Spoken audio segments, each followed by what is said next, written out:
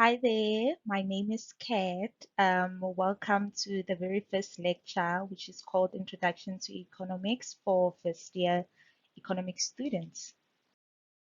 So, what is economics? Economics is the study of how individuals, businesses, government, and the foreign sector choose to use scarce resources to satisfy the unlimited needs and wants in a manner that is efficient and equitable.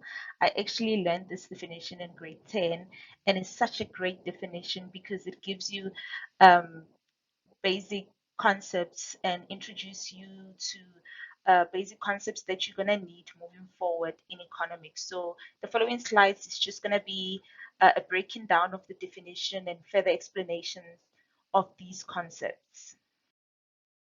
The first part of the definition talks about the four major economic participants. These are your individuals, your businesses, the government, and the foreign sector. So basically, what economics does is study the behavior of human beings or these four economic participants and study their behavior in the economy. Therefore, we can refer to economics as a social science. When you look at the study at a in a narrow way, we or at a individual level rather, we refer to this as microeconomics. For instance, studying the behavior of a specific person or a specific firm. Uh, and then when we look at the economy on a more aggregate scale or from the bigger picture, for instance, everybody in the economy or all the firms in the country, this can be concepts like your unemployment rate, your GDP. This will be referred to as macroeconomics. In economics, we have four resources that helps us to produce goods and services so that we can satisfy our unlimited needs and wants. These resources are referred to as your factors of production. These are your land, labor, capital, and entrepreneurship. These concepts of factor of production is so important because you're going to use it in so many other chapters moving forward. So please do remember them. Another thing to add, each of these resources have their own reward or remuneration. For instance, for land, it's going to be rent. For labor, it will be your salary or your wage. For capital, it will be the interest. And for entrepreneurship, it will be the profit. Breaking down the definition further, you will see it talks about resource. It says basically resources are scarce. So these economic participants, they must make a choice on how they're going to use their scarce resources. So why do we say resources are scarce? I'm just going to give you examples. For instance, land. There's a fixed amount of land available on Earth. Therefore, it makes land uh, scarce. For more over and above that, if you look at fertile soil, fertile land, that's even more scarce. So, yeah. And then looking at your labor, there's you can employ people for only a certain amount of time. You cannot employ them to work 24/7. It's impossible. They're gonna have toilet breaks in between. They have to eat. So fourth, capital, there's a limited amount of money and machinery available in the world.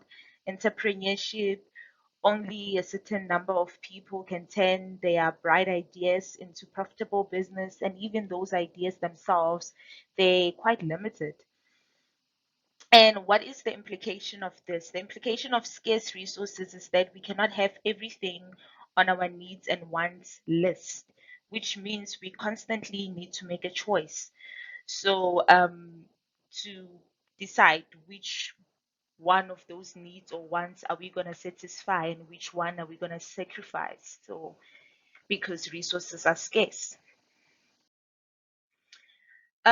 Just the last word.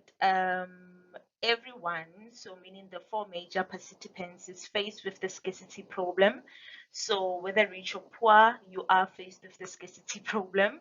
So obviously, to a certain degree, if you are rich, you can afford most things, but yeah, you still face the scarcity problem.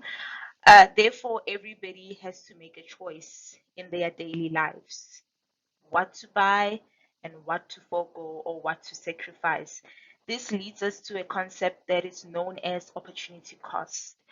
Um, Opportunity cost is the cost of the best foregone opportunity or the value of the best foregone opportunity.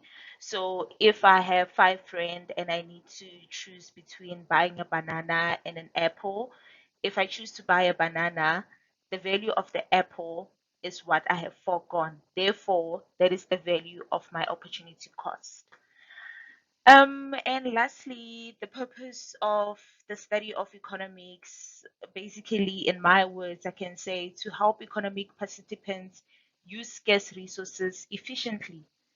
That's about it. So it is very important because if you look at it at an aggregate level, for instance, the government, we definitely need governments of different countries to be able to know how to use the scarce resources that we have in a manner that is efficient so there's no wastage and majority of our needs and wants are met.